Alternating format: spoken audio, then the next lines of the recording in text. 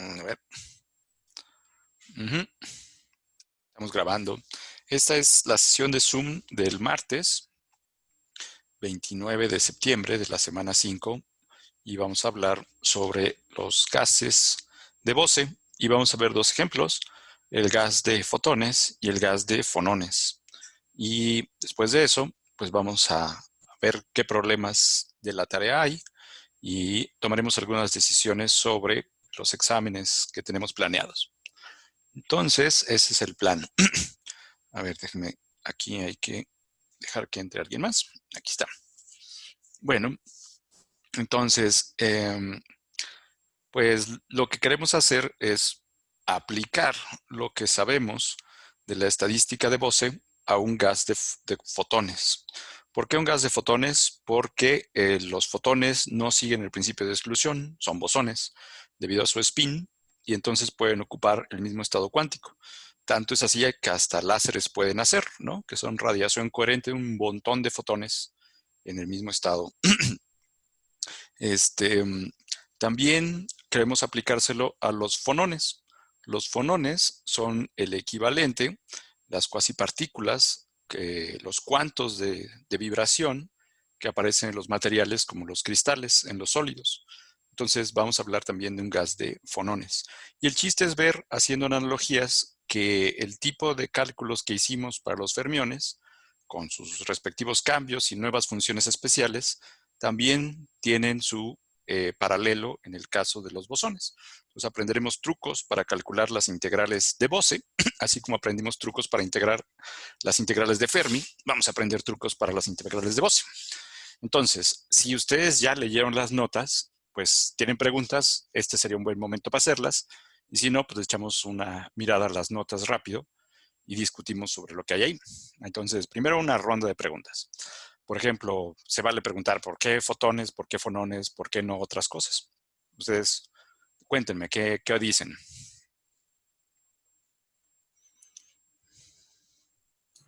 Profe, yo siempre, bueno, desde que lo hemos leído, tengo dudas sobre los fonones, porque siempre Uh dice -huh. que son cuasipartículas. Uh -huh. Y yo lo que había entendido era que no, realmente no existían, pero era una forma de modelar esas vibraciones dentro del sólido.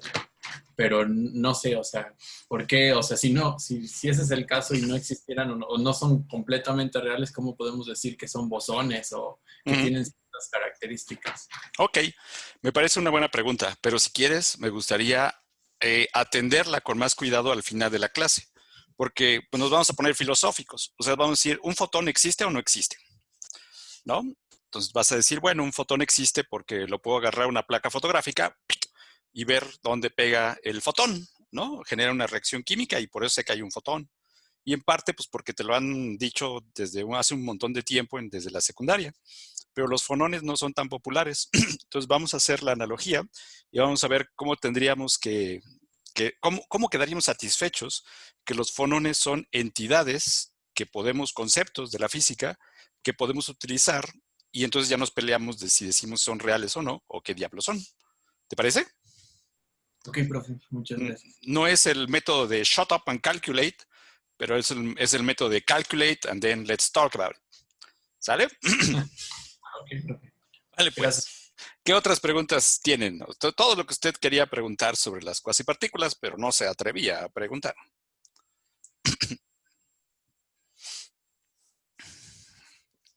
Bueno, entonces vamos a arrancar. Y a medida que salgan las preguntas, las platicamos. Entonces, déjenme compartirles la pantalla. Aquí está mi pantalla. Y entonces, lo que queremos ver son dos cosas. Queremos ver los fotones, los fonones y la tarea. Eso es lo que queremos trabajar hoy. Entonces, aquí está el resumen. Y el resumen, pues, dice cosas respecto de lo que ustedes ya saben, ¿no? De que la densidad de energía U y la potencia irradiada por unidad de área de la radiación del cuerpo negro van como T a la cuarta. Y que esa, ¿cómo se llama? La constante que aparece por ahí es la constante de Stefan Boltzmann. Y en termodinámica hay que medirla, no se puede calcular, pero aquí sí. Y que la presión P de la radiación de un cuerpo negro es igual a 1/3 de la densidad de energía y que la densidad espectral está dada por la fórmula de Planck, y ahorita vamos a ver cómo entender la fórmula de Planck. Y luego viene lo de los fonones, y para algunos de ustedes que su maestro los obligó a hacer un proyecto terminal, algunos de ustedes escogieron el modelo de Einstein, entonces saben qué pasa con los fonones allí. Y hemos hablado del modelo de Debye y vamos a volver a hablarlo aquí. Y entonces vamos a hablar sobre cómo se obedece la tercera ley de la termodinámica debido a los fonones y vamos a ver qué pasa con todo. ¿Sale? Entonces, primer caso.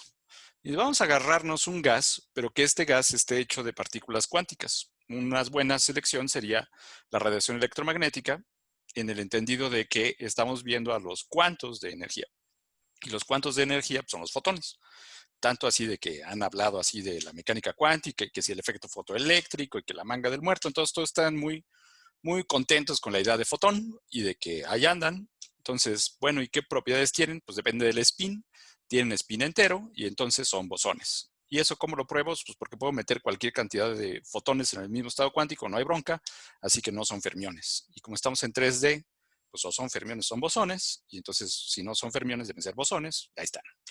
Entonces lo primero que podemos saber, una vez que ya dijimos que son bosones, es, bueno, ¿y cuántos deberían haber en promedio en un modo de vibración? O sea, un modo de vibración es un estado posible para los fotones.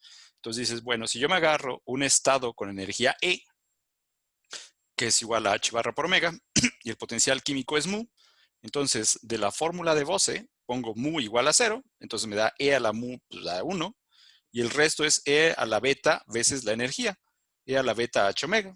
Y eso lo reconocen porque lo han visto un titipuchal de veces. A ver, ¿cuántas veces han visto la fórmula de Planck? ¿En cuántos cursos no lo vieron ya? Vamos a hacer cuentas.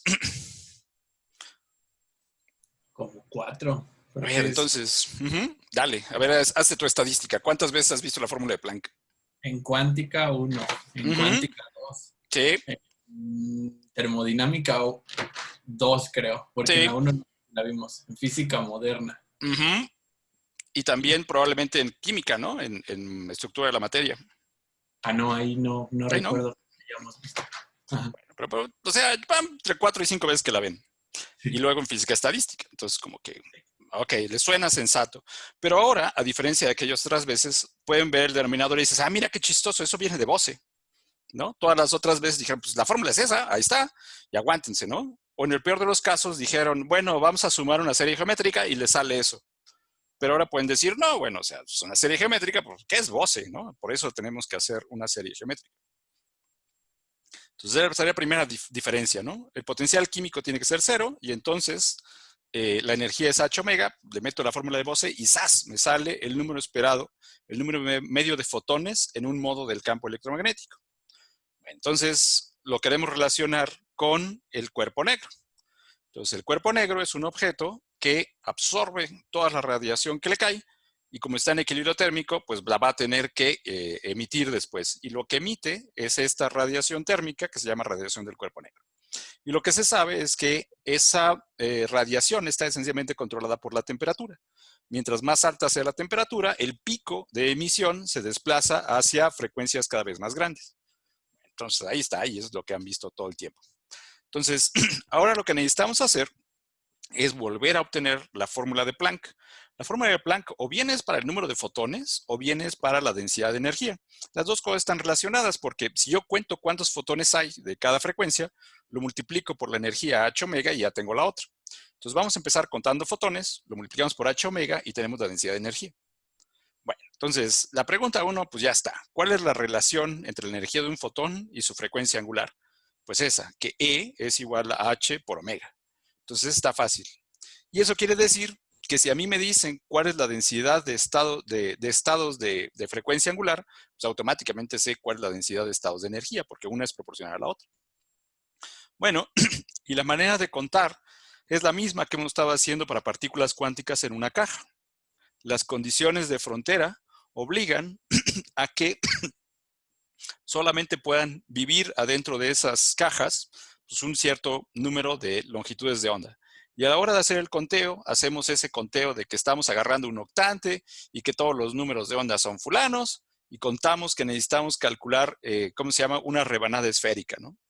Entonces, al final del día, lo que nos importa es ver que si yo me pregunto cuántos estados tienen una cierta frecuencia o una cierta cantidad de momentum, me va a dar algo como esto. algo que va como el momentum elevado al cuadrado de K, multiplicado por un factor GS de degeneración de spin. Y aquí adentro dice, bueno, pero ¿cuánto volumen en el espacio de momentum hay que darle a cada estado? Lo que dice acá arriba es, estos son la densidad de estados, pero cada estado ocupa un espacio 2pi entre L al cubo en el espacio de momento. Bueno, ok. Entonces, cuando uno limpia esta porquería, le queda que sale el volumen por K cuadrada entre pi cuadrada de K. Este K cuadrada de K viene de la dimensionalidad. Si estuviéramos en 2 dimensiones, no diría K cuadrada de K, no diría el radio al cuadrado por el radio, diría el radio R de R, ¿no? Como en coordenadas polares. Y si viviéramos en más dimensiones, pues no diría K cuadrado, diría K cúbica, K cuarta, lo que sea, por dK. ¿Hasta ahí vamos bien? Sí, bro. Bueno, ahora va pregunta. Entonces, ¿qué hacemos con la degeneración de spin? Dijimos, la degeneración de spin no es 3.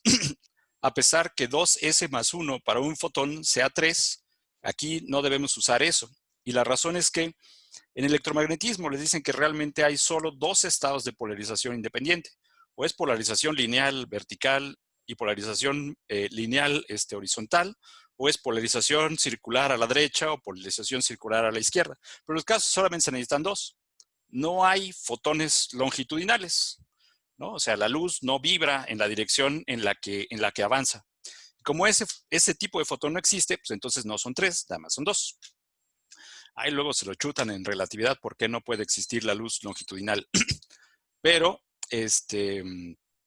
esa es la razón de que el factor de generación de spin para los fotones nada más sea 2.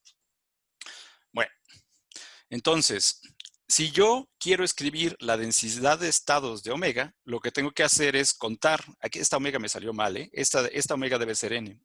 Déjenme arreglar eso. Aquí. Esta es n. Esa es n de omega. Chihuahuas, ya lo perdí.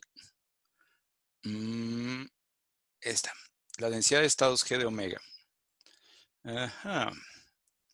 La densidad de estados G de omega es igual a d omega, pero pues ya no usé esa letra. Es esta n. Ahí está. Ok. me había metido la pata. Entonces, lo que queríamos decir es esto. Yo quiero la densidad de estados. Entonces, lo que quiero es dn entre d omega, la derivada de la n con respecto de omega. La tengo acá, ahorita escriba en función de dk, o sea, necesito hacer un cambio de variable, de la k a la omega. ¿Cuál es la relación que hay entre la k y la omega? Para un fotón.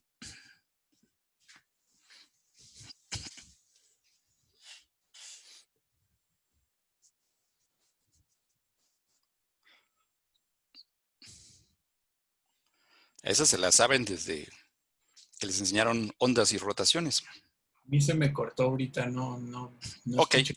va de nuez. Aquí tenemos contados al número de estados n que tienen un cierto número de onda k. Pero nosotros no queremos eso. Queremos encontrar el número de estados que tienen una frecuencia angular omega. Entonces, para hacer eso, lo que tenemos que hacer es un cambio de variable. Tenemos que escribir a k como función de omega y tenemos que meter aquí el jacobiano de la transformación, el cambio de variable. Entonces, esta g de omega ya no va a ser g de k, va a ser esta cantidad que está acá. Pero para poder hacerlo, tengo que saber cómo depende k y omega. ¿Cuál es la relación que hay entre k y omega? Es H por omega. Esa es para la energía. H por omega es E. Pero la K y la ¿No es omega dos están pito? relacionadas. ¿Cuál?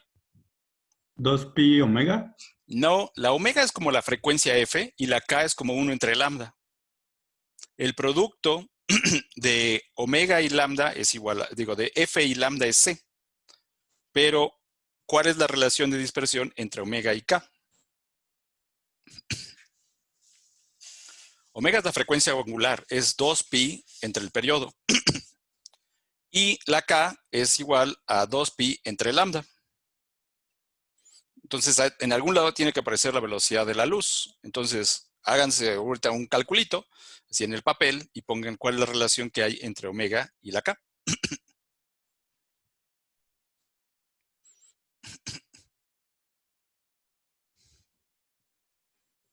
Si no, pues sáquenlo por unidades. ¿Qué unidades tiene la omega?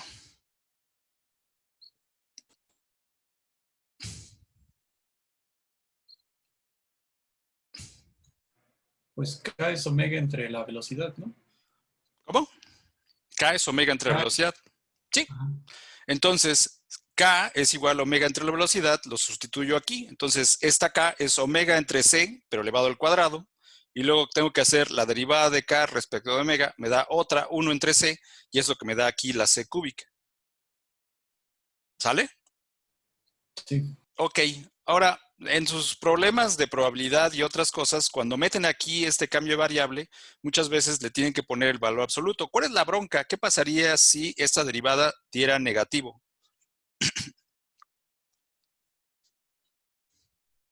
Pues tendríamos densidades negativas, ¿no? Exactamente. Entonces, eso pasa porque a medida que aumentas una variable, la otra está creciendo y está haciendo la integral al revés. O sea, tendrías que cambiar los límites de integración para integrar correctamente. Eso pasa, por ejemplo, cuando en lugar de usar omega, usan lambda, ¿no? La dependencia entre omega y lambda es inversa. Entonces, cuando sacan la derivada, les aparece un signo de menos y si quieren calcular las densidades bien, tienen que poner el valor absoluto. Bueno, pero eso ahorita no nos pasó. Aquí la derivada sale positiva, pero se los menciono. ¿Sale? Entonces, ok, si usted quiere calcular el número de estados de momento, el número completo de fotones, lo que usted necesita hacer es calcular cuál es la densidad de estados y luego multiplicar por cuántos fotones se espera ver en cada estado. ¿Le suena sensato eso? Es decir, yo tengo aquí un chorro de mecates. Los mecates son los estados. ¿Cuál es la densidad de mecates? Pues, ¿cuántos mecates tienes por unidad de longitud, no? Y luego dices, bueno, pero ¿cuántos pájaros hay? Bueno, en promedio, en cada mecate hay 7 pájaros. Entonces, pues multiplico uno por otro y ya sé cuántos pájaros hay en el total de mecates. Entonces, es lo que estamos haciendo aquí. Aquí está la densidad de estados, cuántos mecates hay, y en promedio, cuántos pájaros hay en cada mecate. Entonces, calculamos el número de fotones que tienen frecuencia omega. ¿Hasta ahí vamos bien? Bueno, pues ya está. Eso que tenemos aquí, entonces, es el número de fotones por unidad de frecuencia. Bueno, y si quiero contar a todos los fotones, bueno, pues lo que tengo que hacer es integrar esto sobre omega. Para que vean aquí, el número de fotones es proporcional al volumen, así que podríamos dividir al número de fotones por el volumen y tendríamos la densidad de fotones. Y esa va a ser una integral que ya no depende del volumen, porque ya lo quitamos. Entonces, la densidad de fotones pues, involucra hacer esta integral que está acá.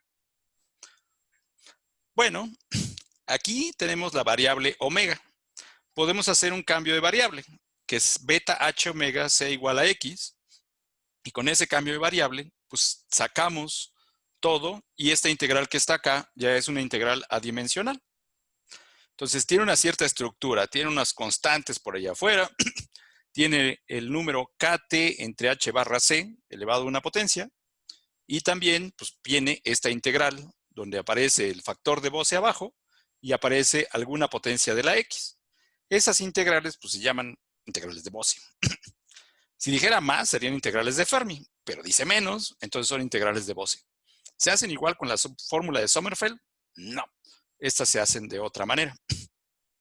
Entonces, dado que al rato vamos a hacer otra integral, vamos a meterle un factor de omega más, porque queremos la energía. Entonces, en lugar de decir aquí omega al cuadrado, va a decir esto multiplicado por h omega y nos va a salir omega al cubo. Y si queremos hacer más cosas, pues van a salir potencias más grandes de la omega hasta que nos cansemos. Entonces se ve que el truco es aprender a hacer integrales de la forma x a la potencia m dividido entre el e a la x menos 1. Y esas son lo que explica aquí cómo se hace. Resulta que estas integrales se pueden escribir en términos de las funciones exponenciales gamma y zeta. Vamos a hacer una encuesta. A ver, ustedes que andan por ahí, díganme, ¿cuántos de ustedes sí han llevado FETI? A ver, pónganle manita o a ver qué onda. Ok, suave. Bien, ok. Entonces, a lo mejor ya no les parece ningún misterio, ¿no? O sea, todos ustedes dicen, va, eso hasta lo puedo hacer yo. Entonces, aquí está la función gamma, que es una integral. Tiene y a la s menos 1, e a la menos y aquí está la función gamma de s. Perfecto. Y luego está aquí esta, que es la función z de Riemann, los cuates, la función z, que es también una serie infinita, desde 1 hasta infinito, 1 entre n al grado de la función z. Es el argumento de la función z. Entonces, bueno, la promesa es que se puede hacer esta integral. Entonces, uno empieza así. Dice, la integral como está aquí no tiene e a la menos x que necesito en la definición de la función gamma.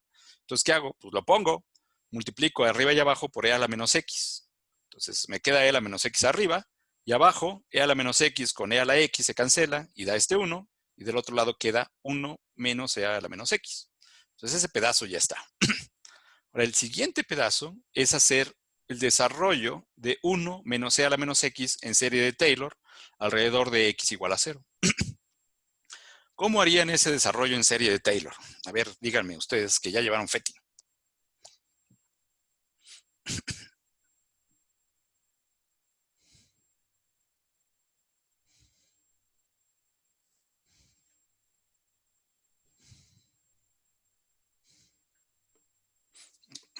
A ver.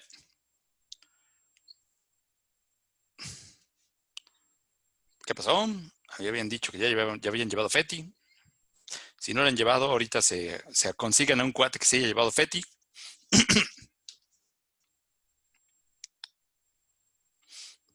A ver, ¿qué necesito hacer para evaluar una serie de Taylor? Las derivadas de la función Uh-huh. evaluadas en el punto en el que la vamos a expandir.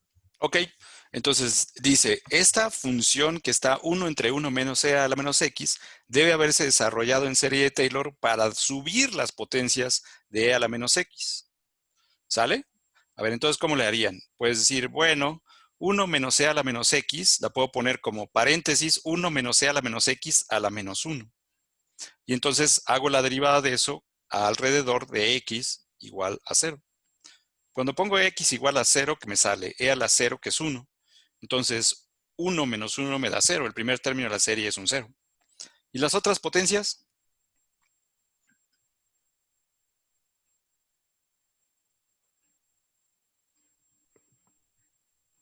Pues tengo que hacer el desarrollo de lo que está dentro del paréntesis, ¿no? O usar el binomio de Newton, también se vale. Si hago el binomio de Newton, van a ver que lo que les quedan son potencias sucesivas de e a la menos x. Bueno, entonces ustedes trabajan de aquí hacia abajo y van a ver que el denominador que está arriba se les convierte en esta suma infinita desde n igual a 0 a infinito. Ese es el truco. Entonces, ustedes se agarran ese denominador, lo sacan su serie de Taylor y a la hora de multiplicar les queda esta nueva serie infinita de integrales. Así trabajan los físicos, ¿no? Entonces, tengo una integral muy difícil, la voy a simplificar haciendo una serie infinita. Bueno, entonces, esta integral que queremos se puede simplificar. Aquí tenemos un argumento de la exponencial. Es mejor definir a la variable y como el argumento de la exponencial y después hacer el cambio de variable. Como es n más 1 a la x, aquí les va a quedar y a la m, pero e a la menos y de acá, y luego les van a quedar un chorro de términos que necesitan para ajustar el cambio de variable. Esos términos son los que están aquí en el denominador, 1 entre n más 1 a la m más 1.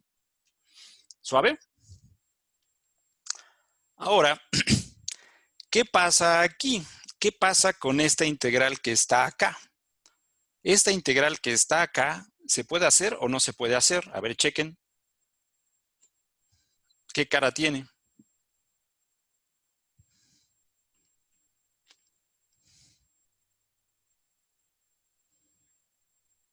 Bueno, ¿cuál de las dos es? ¿Esa integral que está allí es la función gamma o es la función z? Es la función gamma. Es la función gamma. ¿Y de qué orden? Pues del orden m más 1, porque dice, usted tiene que decir que lo que está en el argumento es igual a s menos 1 en la potencia de la y. Entonces, si aquí tengo m, le tengo que sumar 1 para que todo cheque. Entonces, esa función gamma la puedo sacar de la serie, porque ahora es un término común. Entonces, la factorizo y me queda gamma de m más 1. Y entonces me quedó una suma donde se queda algo muy feo, ¿no? Queda 1 entre n más 1, desde n igual a 0 hasta infinito. Pero puedo cambiar el índice. En lugar de contar desde n más 1, pues puedo contar n y empezar en 1. ¿Sí? Aquí redefiní mi índice y aquí dice la integral Digo, la suma desde n' igual a 1 hasta infinito de 1 entre n' m más 1. A ver, chéquense eso contra la función z.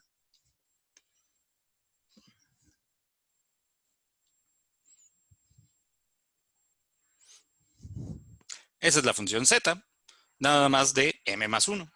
Entonces resulta que la integral de Bose con la potencia x a la m en el numerador se transforma en este producto de la función gamma de m más 1 y la función z de m más 1. Ok, muy bien, ya está. Suave. Tenemos entonces la integral de Bose. Nada más para calentar motores. ¿Cuál es la relación que hay entre la función gamma y la función factorial?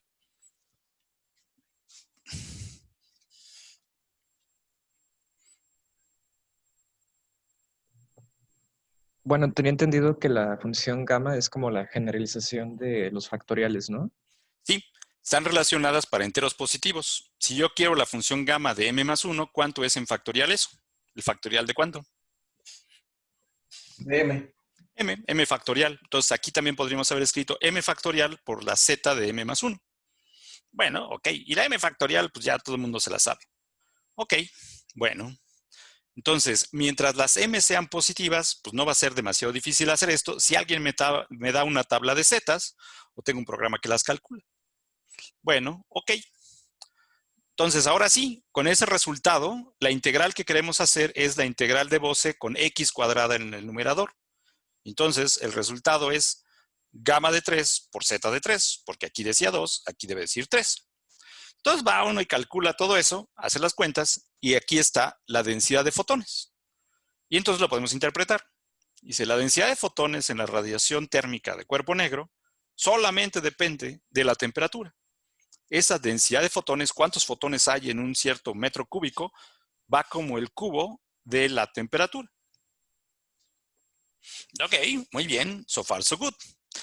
Nada más de ver eso, ¿cómo creen que vaya a ir la densidad de energía? Ya no la densidad de fotones, no nada más cuántos pájaros hay, sino cuánta energía llevan todos esos fotones juntos.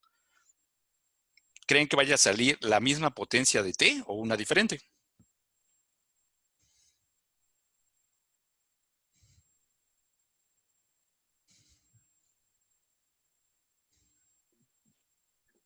Pues según recuerdo, creo que sale T a la cuarta, ¿no? Exactamente. Y ahora vamos a ver por qué. Y dice, bueno, si yo quiero calcular la densidad de energía, U de omega, tengo que calcular el número de fotones y multiplicarlo por cuánta energía tiene un fotón de esos, que tiene frecuencia omega. Entonces, vuelvo a hacer todas mis cuentas y me sale ahora omega cúbica entre E a la beta H omega. Esa omega cúbica es la fórmula de Planck. Esa U de omega es la fórmula de Planck. Bueno, queremos hacer la integral. Para hacer la integral, volvemos a hacer el cambio de variable. Que la x sea igual al argumento de la exponencial que está aquí abajo y hacemos el cambio de variable. Y aquí escupe un montón de cosas.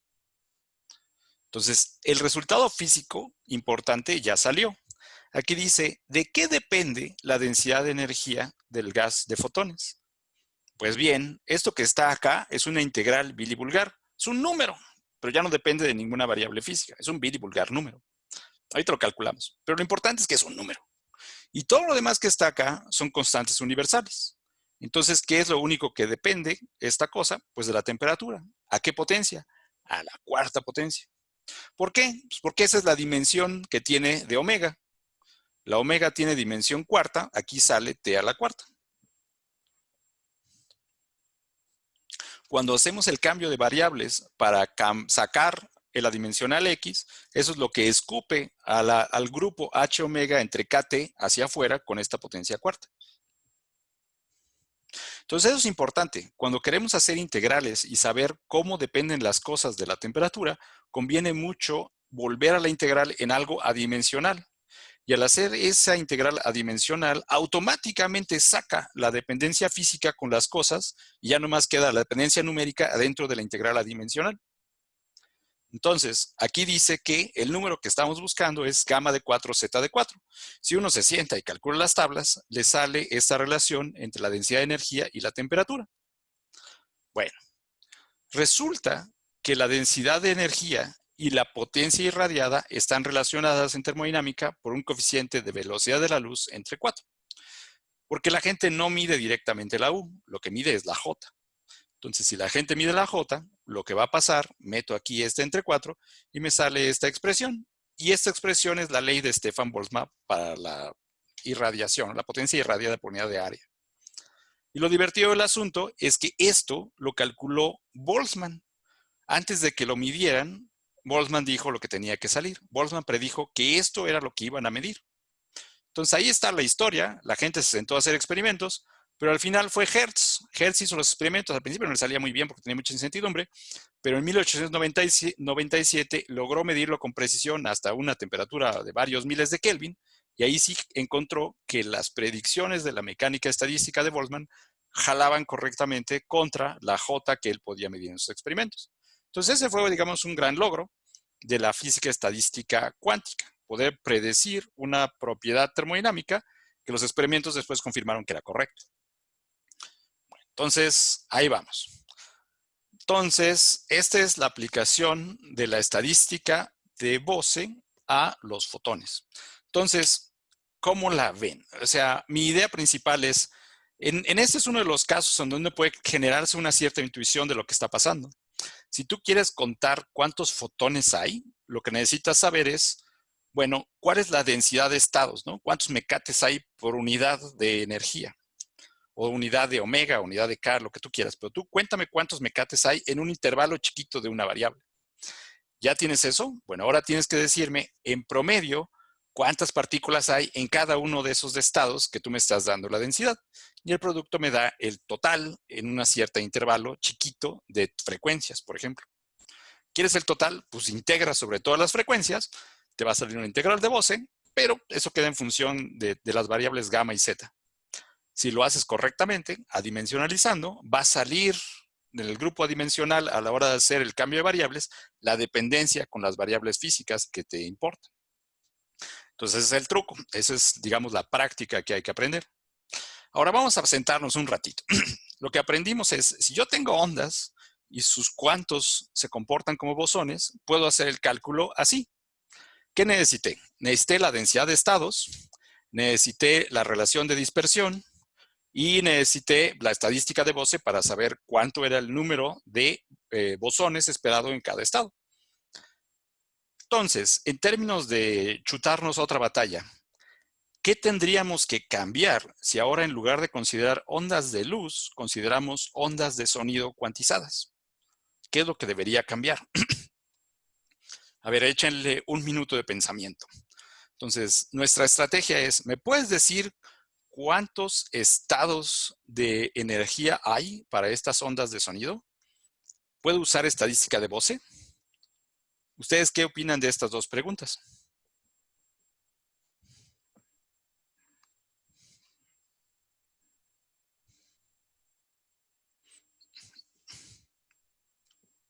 A ver, déjenme parar este show mientras lo discutimos acá. Y aquí los veo a todos.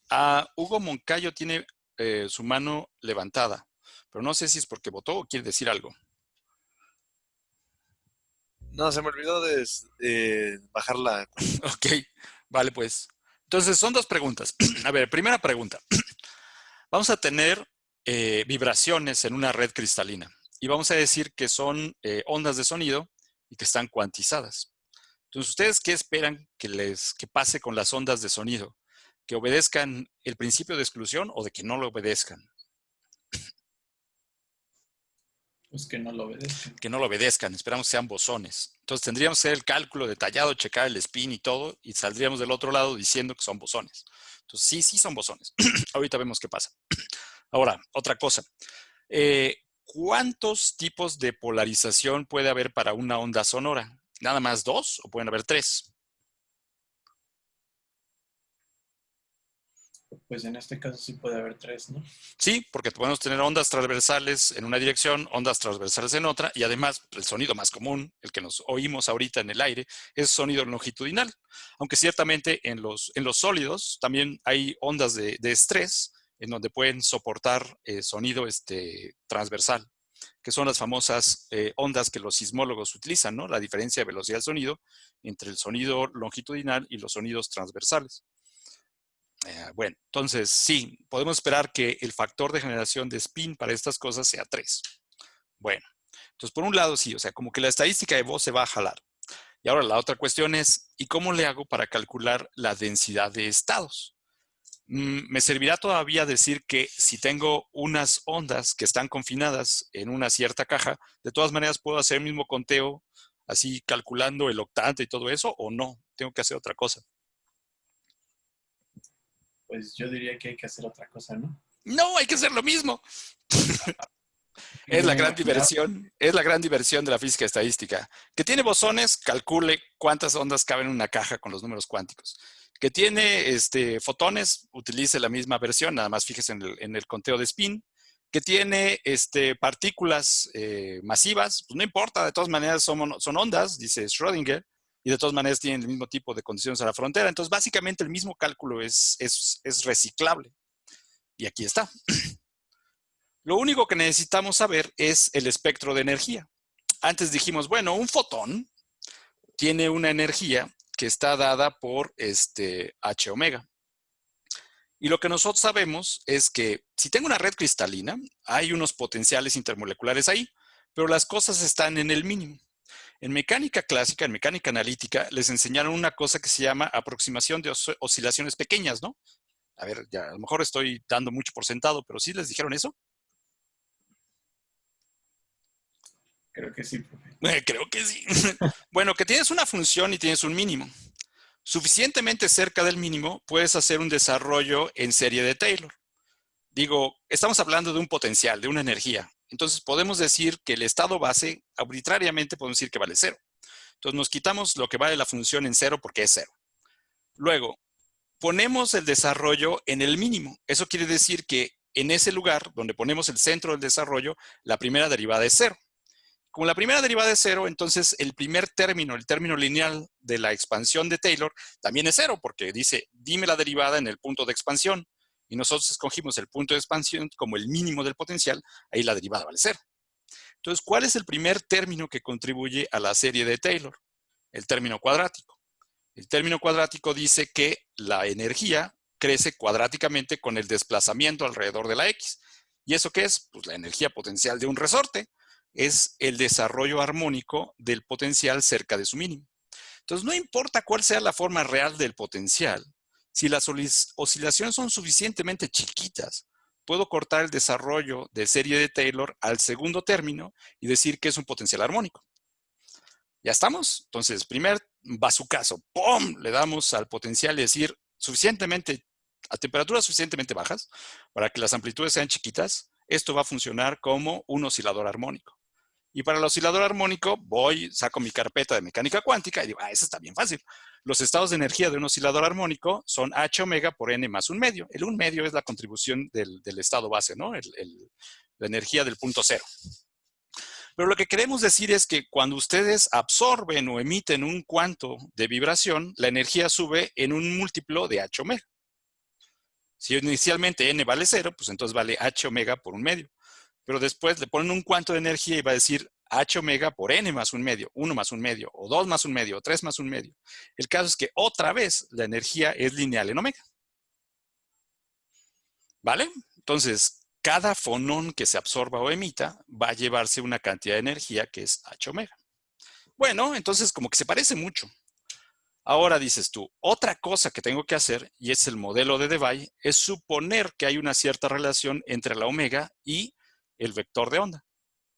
Y la manera de suponer esto es que tenemos una relación lineal, que la velocidad del sonido es independiente de la frecuencia. Si la velocidad del sonido es independiente de la frecuencia, entonces el cociente omega entre k debe ser una constante y es la velocidad del sonido. Bueno, eso como aproximación no se va a cumplir siempre, pero sí se cumple, ¿cómo se llama? A bajas frecuencias. Y resulta que las que nos interesan son las bajas frecuencias en el modelo de Debye. En el modelo de Einstein, uno dice, bueno, el cristal solamente tiene una sola frecuencia, hace todos sus cálculos y termina con un resultado. Pero no es muy realista. El modelo de Debye es mejor. El modelo de Debye dice, pues mira, lo que tengo es un cristal y un cristal está hecho de un montón de átomos. Entonces, todos esos átomos están vibrando. En mecánica me enseñaron que cuando tengo un sistema mecánico que oscila, no es una buena idea usar las coordenadas individuales de cada átomo. Hay algo mejor. ¿Se acuerdan cómo se llama el análisis que hace los osciladores en términos de nuevas coordenadas y se vuelve súper más fácil la descripción?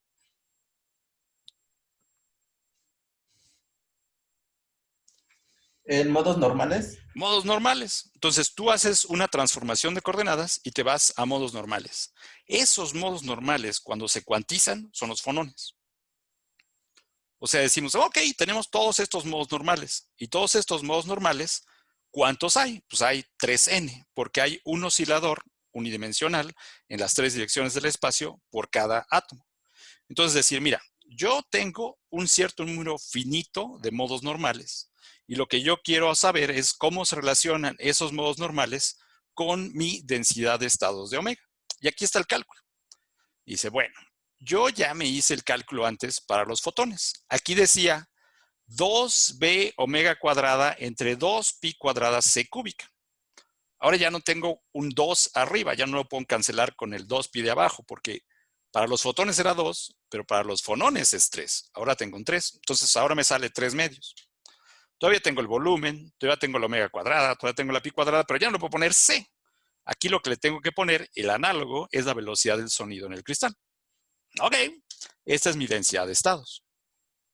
Entonces lo que Debye dice es, bueno, yo quiero integrar esta densidad de estados sobre toda la omega, pero no puedo.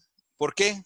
Porque si la integro sobre toda la omega, no me va a salir el número correcto del número de modos de vibración.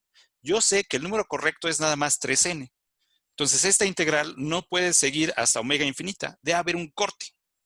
Ese corte, esa frecuencia máxima de corte, le voy a poner omega de Debye. Entonces, los estados de omega están realmente disponibles hasta un cierto valor y después no. Entonces, esta g de omega debe tener una discontinuidad. En omega d se cae abruptamente a cero. Se parece un poco a lo que pasa con Fermi, pero por una razón completamente diferente. Aquí lo que pasa es que realmente no existen más modos porque nada más tienes 3n átomos. ¿Sale? Bueno, entonces dices, ok, esa integral sí la puedo hacer, porque es de 0 hasta omega d de omega cuadrada. Entonces la calculas y te sale una relación entre n, v y la omega de Debye. La cantidad que no conocemos aquí es la omega de Debye. Entonces la despejamos. Bueno, ahora tengo aquí una expresión que me permite calcular la frecuencia de Debye si yo conozco la densidad de átomos. A ver, échenle una mirada. ¿No les parece familiar esta expresión?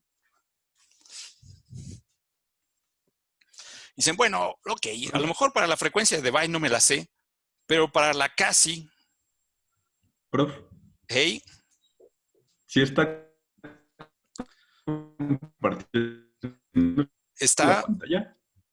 Ah, perdón. Sí, es que estoy aquí hablando y no les me enseño la pantalla, ¿verdad?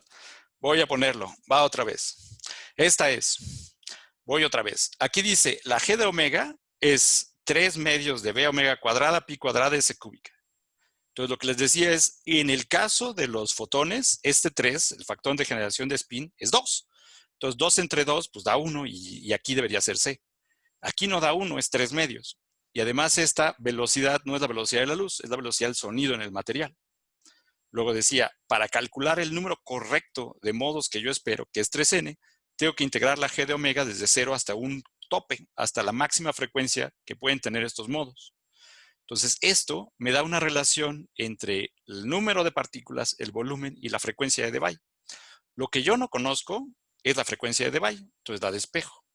Y lo que me queda es la velocidad del sonido multiplicada por la raíz cúbica de algo multiplicado por la densidad de átomos.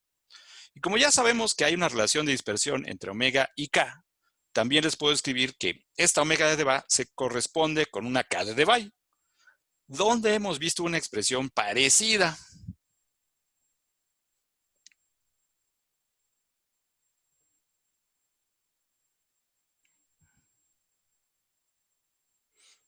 ¿Te dan? Pues en la del gas de Fermi, ¿no? También igual a un tercio. Exactamente. Y aquí está. En el caso de Fermi, había un número de onda de Fermi para los electrones y la relación era 3pi cuadrada entre la raíz de la densidad electrónica. Pero a un tercio. y decíamos, es que si tú quieres una cantidad que tiene dimensión de 1 entre longitud, y lo único que tienes a tu disposición es una densidad, pues vas a tener que elevar la densidad a la 1/3. Y aquí igual, si tienes un límite para las Ks, ese límite tiene que estar dado por la densidad de átomos, pero a la 1/3. El factor 6π² es distinto por otras razones, pero el caso es que la dependencia es la misma. Pero noten que es muy parecido, a pesar de que es completamente diferente la física. Aquí hay un límite que está dado por el, ¿cómo se llama? El principio de exclusión. Aquí el límite no está dado por el principio de exclusión, está dado por el número de átomos que realmente tengo en el material. No puedo tener más que 3 n-modos y por eso hay un corte en la densidad de estados. Acá no, es otra razón, es el principio de exclusión. Pero de todas maneras, me lleva a una expresión del mismo tipo. Bueno, Profe, ya la de tengo. Fermi también es 6π², ¿no? ¿Perdón? La de Fermi también era 6π². Creo que abajo teníamos un factor de spin. O sea, abajo teníamos que meter un medio y cosas así. Se Checa llama lo así. que pasa si me equivoqué, pero igual y tú tienes la razón. Bueno, a lo que voy es, hasta ahora se van pareciendo las cosas. El cálculo de la densidad de estados se parece. Hay un límite a la frecuencia a la que puedo llegar o a la energía a la que puedo llegar. Y entonces, cuando calcule la integral de energía, también va a haber un límite. Aquí va desde 0 hasta la frecuencia de Debye. ¿Qué dice? Pues aquí está. Cuente la densidad de mecates. Cuente cuántos pajaritos hay en cada mecate y después tome en cuenta que cada pajarito lleva una energía h omega. Y con eso vas a ver cuánto vale la energía interna total. Tenemos todos los ingredientes, lo metemos aquí y ¿qué creen que sale? Esta es la misma integral de Bose. Y entonces, ¿cómo va a ser la dependencia de la energía de los fonones con la temperatura?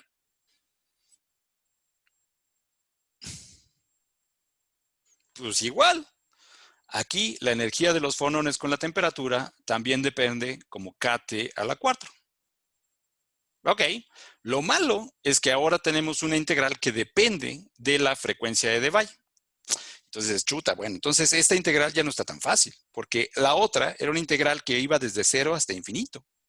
Y aquí no, aquí está mocha, nada más va desde 0 hasta la frecuencia de Debye. Lo que podemos hacer, tramposamente, los físicos, es averiguar qué pasa en casos límites. Y para saber qué pasa en los casos límites, vamos a introducir un poquito de lenguaje, ¿no? Esta X de Debye, pues es H omega de Debye entre KT. Si quieren verlo así, esto nos está diciendo, pues también así como hay una temperatura de Fermi, también hay una temperatura de Debye. Es la energía H omega D de Debye entre la K de Boltzmann. Y si quieres verlo así, si quieres esta TD, esta X de Debye es un cociente de dos temperaturas. Esta X de Debye es la temperatura de Debye entre la temperatura del sistema. Entonces, haciendo eso, puedo hacer este cálculo. Tengo que hacer la U 9NKT, T entre la temperatura de Debye al cubo, integrar desde 0 hasta este límite. Y entonces viene la bronca. ¿Y cómo es la temperatura de Debye comparada contra la temperatura real? Si la temperatura de Debye fuera muchísimo más grande, esto lo podría hacer, porque podría decir, a lo mejor puedo extender esto hasta infinito. Si la temperatura de Debye es chiquita, o al revés, la temperatura es muy alta, entonces voy a tener que hacer otra cosa. Pero lo primero que vemos es, ¿qué es lo que pasa? ¿Cómo se ve el integrando? Ese integrando x cúbica entre a la x a la menos 1 se ve así. Aquí está la densidad de energía y aquí está la x. Mientras más grande sea la temperatura de Debye, más a la derecha tengo que irme en la integración. Entonces, si la temperatura de Debye fuera como del orden de 12.5 o 15 o 17, podría extender hasta infinito sin cometer mucho error. Y eso es lo que vamos a hacer. Entonces, bueno, vamos a aproximar que de veras podemos irnos hasta infinito. Si de veras me puedo ir hasta infinito, entonces la integral se transforma en una integral de Bose completa. Y lo que dice aquí de x cúbica queda gamma 4 z4 y aquí está el resultado. Entonces, esto funciona cuando la temperatura es muy pequeñita comparada contra la temperatura de Debye. La temperatura del Debye es del orden de 100 a 400 Kelvin. Entonces, para que esto funcione, no va a funcionar a temperatura ambiente. Un cristal, sus fonones, no se comportan como si fueran fonones a temperatura cero. Si quieren ver este comportamiento, realmente hay que enfriar el material. ¿Cómo hasta cuánto sería razonable si la temperatura de Debye es del orden de 100 a 400 Kelvin? ¿dónde creen que empezaría a jalar esta aproximación? ¿Como a cuántos Kelvin? Tiene que estar frío, pero ¿como cuánto? Debajo del 1 Kelvin o algo así, por ahí. Bueno, 1 Kelvin sería buenísimo, ¿no? Porque dirías, estoy integrando hasta el 100 en estas unidades. Pero a lo mejor 10 Kelvin todavía te jala, ¿no? Porque dices, estoy integrando hasta el 10 cuando estoy a 10 Kelvin. 100 entre 10 es 10, que es este número, ¿no? Algo así. Entonces, por debajo de 10 Kelvin, 5 Kelvin, 1 Kelvin, 1 nano Kelvin, eso va a funcionar muy bien. Entonces, lo que nos está diciendo aquí es cuál es el comportamiento de la energía en condiciones frías o ultrafrías. Y lo que nos dice es, cuando estés en condiciones ultrafrías, vas a ver que la energía va como T a la cuarta. Bueno, entonces vamos a ver qué pasa con la tercera ley de la termodinámica. Calcúlate la capacidad calorífica a volumen constante. Deríbate la U con respecto a temperatura y te va a salir T cúbica. Ese comportamiento de T cúbica realmente se observa en los materiales a baja temperatura. Si ustedes agarran un material y lo ponen a muy baja temperatura, encuentran que su capacidad calorífica es una superposición de un término que va como T al cubo debido a la red cristalina y los fonones en ella, y otro término que va lineal en T debido a la presencia de los electrones libres. Entonces, en el caso de un metal a temperaturas muy bajas, la capacidad calorífica te dice, tienes dos gases. Tienes un gas de fonones y tienes un gas de electrones. Cada uno contribuye con distintas potencias de T. Bueno, ese es un extremo, irse a temperaturas muy bajas. El otro extremo es irse a temperaturas muy altas. Temperaturas muy altas sería decir que nada más queremos la integral aquí abajo, desde 0 hasta un cachito por aquí. Y en ese caso dices tú, si puedo hacer eso, a lo mejor lo que puedo hacer es desarrollar en serie de Taylor al integrando. Yo quiero algo que es una integral que va desde 0 hasta un número muy chiquito. Entonces, realmente nada más necesito esto cerca de 0. Entonces, hagamos el desarrollo en serie de Taylor de esto. El desarrollo en serie de Taylor de la exponencial se cancela el 1 que está dentro del paréntesis y el -1 que está acá. Si estamos suficientemente cerca de 0, podemos parar el desarrollo al orden lineal. Y entonces lo que nos queda es x cúbica entre x me da x cuadrada. Esa también la puedo integrar. Me sale este resultado, 1/3 de TD entre T. Y oh, sorpresa, ese 1/3 de TD entre T se combina con este pedazo que está acá y lo que nos queda es el resultado clásico del teorema de equipartición, que U es igual a 3 veces N por KT. Entonces, los dos límites están correctos. ¿Qué necesito hacer para calcularlo en medio? Pues necesitas integrar de alguna manera, por ejemplo, numérica o con unas tablas o a ver quién te consigues para que te haga la integral para el valor exacto correcto de la temperatura de Debye. Pero los dos límites funcionan bien. El límite de temperatura alta se reduce al resultado clásico del teorema de equipartición y la temperatura baja obedece la tercera ley de la termodinámica, la capacidad calorífica realmente se va a 0, y además lo hace con una potencia cúbica que es diferente a lo que hace el gas de fermiones. Entonces, esas son las cosas que queríamos ver aquí. Bueno, entonces, sí. ¿Por qué dice que va como T a la cuarta y está T al cubo? ¿Es por la relación entre T? Aquí, fíjate cómo salió. Por la manera en que lo escribimos, había afuera un término de NKT y luego a la hora que sacamos esta cosa, sale un término de T entre D cúbica. Aquí dice T por T cúbica, T cuarta. Okay, sí. Nada más que lo escribí así para que se viera aquí cómo debe salir un pedazo que ya va diciendo NKT. Sí, profe. A la hora de derivar, pues ya te sale esto. Gracias. Bueno, entonces vamos a checar. Con el gas de Bose pasa lo mismo que con el gas de Fermi. Necesitas saber cuál es su densidad de estados, cuál es su densidad de mecates, ¿no? O sea, aquí en este metro, ¿cuántos mecates hay, no? Esa es la densidad de estados. ¿Y cómo se calcula? Se calcula contando los estados que pueden caber dadas las condiciones de frontera. Y eso es el cálculo que hicimos en el octante, bla, bla, bla.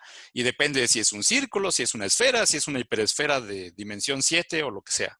La gente hace esos cálculos. Entonces, por un lado, tenemos la densidad de estados.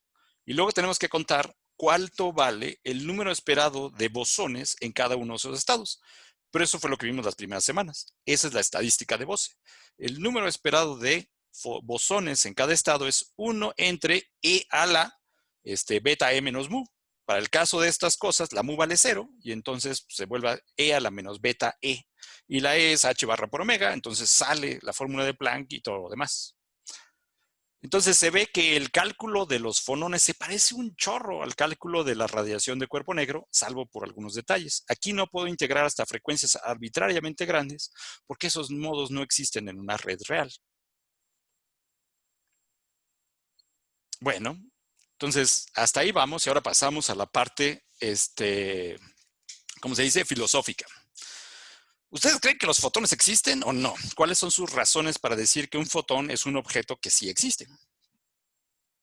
Digo, el campo electromagnético, ahí lo manejan y lo barajan, y saben que el campo electromagnético puede tener energías que están dadas por cosas discretas, que no pueden tener arbitrariamente cualquier energía en el campo electromagnético, sino que cuando se absorbe o se emite radiación, lo tiene que hacer en una cierta cantidad definida, y ese paquete le llaman fotón. Pero, ¿qué tal? Dicen los fotones. ¿Qué es lo que dirían ustedes que necesitan satisfacerse para decir que el fotón existe?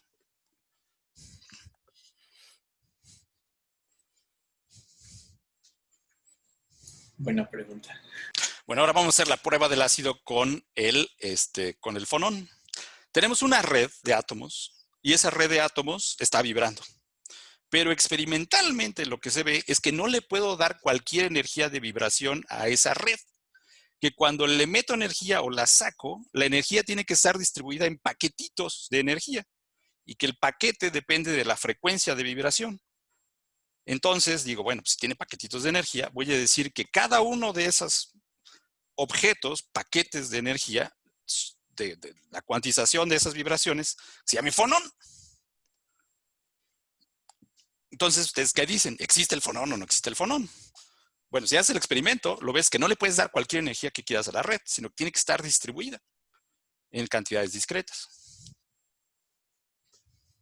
Ahora entonces me dirá, bueno, ¿y si existe, qué son? Bueno, una manera de pensar en un fonón es pensar que tiene que ver con excitaciones de los modos normales.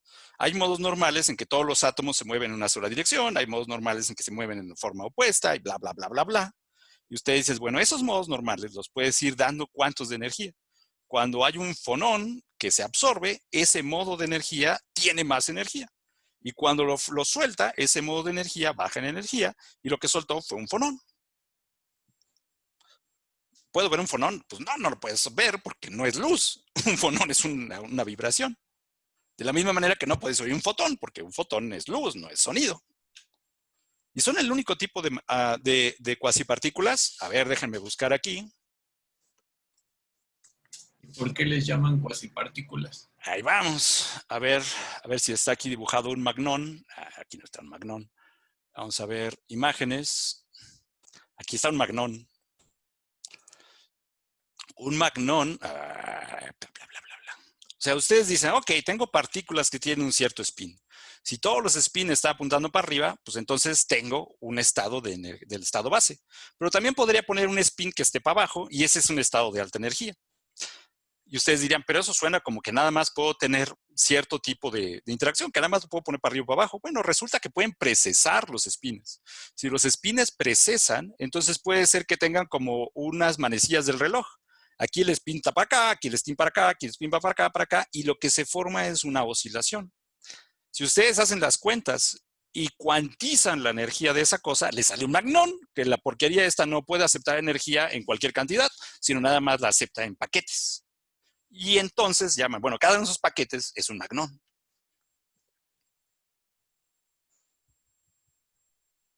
¿No han oído hablar de cómo se llama? De las imágenes de, ¿cómo se llaman? De plasmones de superficie, un polaritón de superficie. Hay muchos ejemplos de excitaciones colectivas, o sea, de que así como hay olas en el mar, las olas en el mar son excitaciones colectivas, ¿no? O sea, no es que un átomo esté subiendo y bajando y esté haciendo la ola, ¿no? Sino es que colectivamente la superficie del mar en algunos puntos está más arriba y en otros puntos está más abajo. Y además esa mugre tiende a moverse, pero no es que el agua se esté moviendo, lo que está moviendo es la perturbación. Entonces, esa excitación colectiva, que es la ola en el mar, si se cuantizara, les daría una cuasipartícula. ¿Qué significa eso de que se cuantice? Pues que se dan cuenta que el espectro de energía no es continuo, es discreto. Entonces, nada más tienen forma de interactuar con el sistema, quitándole, dándole energía de manera cuantizada. Entonces, en su mente, que está bien torcida porque les gusta pensar en rocas y cosas discretas, dicen, ¡ah, allí hay una partícula! Eso que está allí es un paquetito de algo, ¿no? Es como si me hubieran dado un paquete de azúcar, ¿no? Entonces, resulta que no puedo comprar azúcar líquida, tengo que comprar la granulada y cada gránulo es una partícula. Y entonces aquí dice, momento, joven, ¿cuál cuasipartícula? Aquí no hay nada. Entonces, a la gente que no les gusta decir que es una partícula, dicen, es que es una cuasipartícula. Es una excitación colectiva cuantizada. Lo cual nos empieza a preocupar porque dice, bueno, pero ¿saben qué cosa? Lo que pasa con los fonones es que todos los fonones de la misma frecuencia son iguales, de la misma manera que todos los fotones de la misma frecuencia son iguales. ¿No será que un electrón es realmente una cuasipartícula? ¿No será que los electrones todos son iguales porque realmente son excitaciones colectivas de algo que no conocemos? ¿No será que los quarks son excitaciones colectivas de algo que no podemos ver? Por ejemplo, cada uno de ustedes trae ahorita algo de lo cual están seguros que obtiene una cierta elasticidad, ¿no? Dicen, bueno, yo le puedo medir a esta cosa su coeficiente de elasticidad. Es más, podría usar las ecuaciones de la membrana elástica para decir, si yo lo empujo aquí, se va a deformar de tal manera. ¿Estamos de acuerdo? Ahora bien, véanlo con lupa. ¿De qué están hechos sus ropas? ¿Están hechos de una cantidad indivisible o no? Tiene fibras, ¿no? Sin embargo, esas fibras, para ciertos propósitos, las podemos ignorar y tratar solamente como ciertas propiedades emergentes, como elasticidad. Entonces, eso ha llevado a la gente a hacerse unas serias preguntas. Cuando la gente dice que está estudiando partículas elementales, ¿qué tan seguros estamos de que eso sea elemental? Probablemente no lo sea. Probablemente solamente es una aproximación a una teoría mucho más profunda que no podemos acceder porque no tenemos los medios para observarlas. Entonces, vamos a regresar de la filosofía a seguir haciendo física. Para calcular las cosas, necesitamos saber cómo podemos interactuar con un sistema. Experimentalmente lo que vemos es que nada más puede meterle o quitarle energía en fracciones, o sea, no le puedes dar cualquier cantidad que tú quieras. A una cierta frecuencia, la cantidad de energía que va a absorber o liberar está dada por unidades discretas. Entonces, en mi mente calenturienta, le asocio a eso, que eso es como si fuera una canica. Y entonces, para pensar en canicas, si tu mente toda calenturienta, que le gusta ver cosas así discretas, dice, debe haber canicas. Vamos a decir que es un canicón. Entonces, a la cuasipartícula a la que le asocio esa cuantización, le doy un nombre que acaba en on. En inglés es todavía más fácil, ¿no? O sea, si es de luz, es photon. Si es de sonido, es phonon. ¿Cuál es la partícula, cuál es la cuasipartícula asociada al campo de población de un país? En inglés es bien fácil, es un person.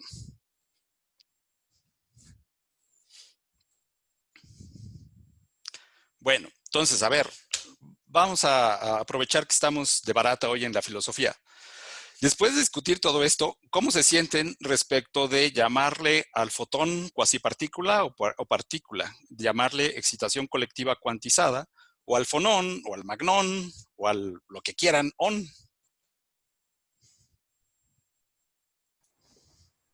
Pues a mí ya me quedó más claro ahora sí. Pero pues la verdad no le veo diferencia, pues, porque pues como usted dijo, o sea, el fotón podría ser una excitación de a lo mejor lo que antes se conocía como el éter, ¿no? O de otro tipo de campo extraño que no estamos acostumbrados o que no hemos podido estudiar, igual que el fonón en estas vibraciones. A ver, déjenme ver si puedo sacar un libro, ahorita se los enseño, donde la analogía esa de las fibras es tal vez más clara. A ver, estoy buscándolo a ver si está aquí en mi computadora, y si está en mi computadora se las enseño. A ver, deme tantito de tiempo. Espero que valga la pena. A ver, ¿dónde está? Aquí está. Déjenme buscar. Ya estoy abriendo el libro, tarda tantito porque lo tengo que descargar. Y cuando se descargue, voy a sacar ¿cómo se llama? El ejemplo. A ver, Ya lo cargo, pero todavía no se ve. Aquí está. Ok.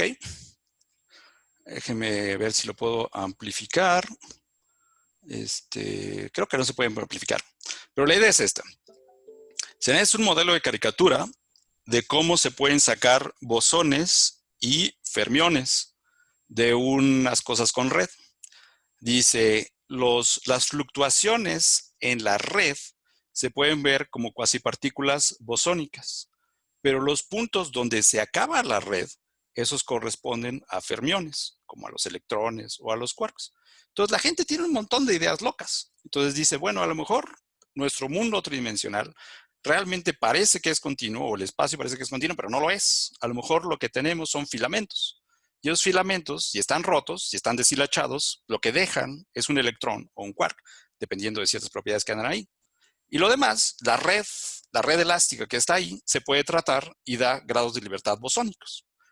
La gente inventa un montón de ideas. Pero ha habido muchísima comunicación entre la comunidad de altas energías y partículas elementales y la materia condensada. Muchas ideas que se desarrollaron primero en altas energías se aplicaron después en los materiales y se encontraron tipos de partículas que no se habían podido encontrar en altas energías, sino más que realizados en materia condensada. Y al revés, muchas ideas de materias condensadas, como eso de excitación colectiva y demás, se han exportado al mundo de las partículas elementales, porque también encuentran aplicaciones ahí. Entonces, esta es una imagen muy bonita para mí. No digo que sea cierta, pero me gustaría que fuera cierta, de que realmente el mundo realmente tiene una cosa como esta. O sea, eso de que los electrones y todo eso son partículas elementales, pues no, es nada más depende de qué tan lejos los puedes ver. Si los ves de muy lejos, parecen fermiones.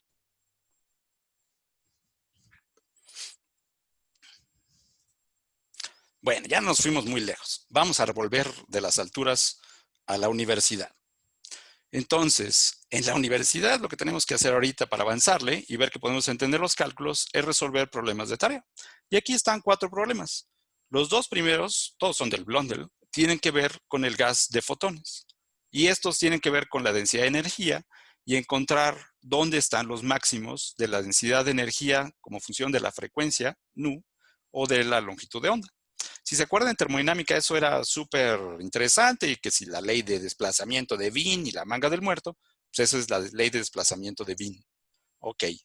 Y luego la otra es calcular el número total de fotones en la radiación del cuerpo negro, bla, bla, bla, bla, bla, y después calcular la energía por fotón y la entropía por fotón. Y decir, bueno, estos números, este número que me da para el gas de fotones, es distinto de un gas clásico. ¿Cuál es la razón física de eso? ¿Por qué no me da lo mismo que el otro? Y responder. Ahí sí van a tener un poco de mano ancha para poder interpretar las cosas. Y las otras 2 son cosas que tienen que ver con el problema de Debye. Si yo te doy la velocidad del sonido y el desplazamiento entre los átomos, entonces tú puedes calcular cuál es la frecuencia de Debye. Y si me puedes dar la frecuencia de Debye, también me puedes decir cuál es la velocidad del sonido, ¿no? Así puedo hacer este tipo de cosas.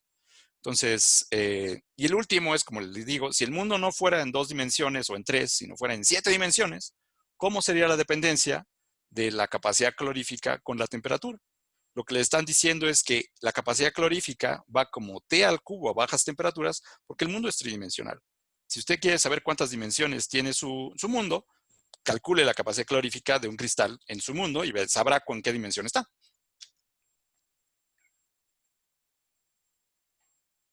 Bueno, entonces estos son los 4 problemas y la verdad están bien papas.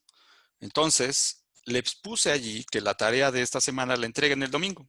Si ustedes dicen, no, está bien cañón, la podemos dejar para el martes, pero vamos a intentarlo. El jueves me dicen si todavía creen que necesitan hasta el otro martes. ¿De acuerdo? Supuestamente hoy es el día para entregar la otra tarea, pero si ya estuvieron pegándose de topes con esa tarea, estas integrales no les van a parecer tan difíciles. Entonces, péguenle aquí y lo vemos.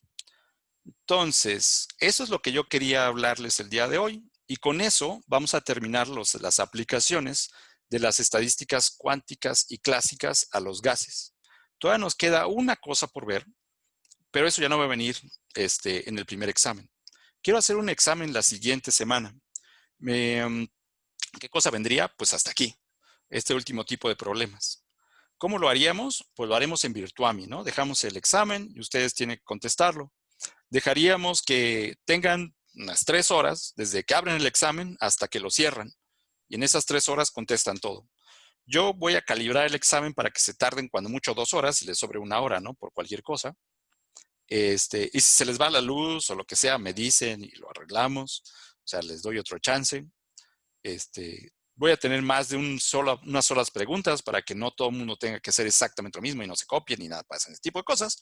Pero la verdad es que aquí ya todos estamos grandes, no hay necesidad de hacer eso realmente. Y el inicio del horario del examen me gustaría que fuera un periodo de 48 horas. O sea, lo que estoy diciendo es, ustedes pueden abrir el examen en la madrugada a las 0 horas del día martes y el último momento en que lo pueden cerrar es cuando ya está a punto de acabarse el miércoles.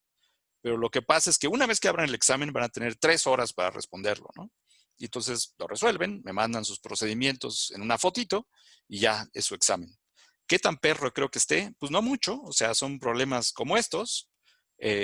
Entonces, espero que les vaya bien, pero sí necesitamos saberlo. Entonces, les aviso para que se vayan preparando de que van a tener que meterse a Virtuami a resolver un examen, que yo creo que son máximo 2 horas, pero les voy a dar 3 por cualquier cosa. Y ahí tenemos un primer corte de su examen, que también cuenta. Hemos estado haciendo los resúmenes, estamos haciendo las tareas, está el examen. Entonces, eso lo necesitamos como para saber dónde vamos. El tema que no hemos visto y que va a venir ya después en los siguientes es el tema de condensación de Bose, que está súper de moda, pero no lo vamos a ver ahorita, lo vamos a ver hasta el siguiente examen. Entonces, con eso, les pregunto, ¿qué onda? ¿Qué dudas les quedan? ¿Qué hacemos ahorita en el rato que tenemos?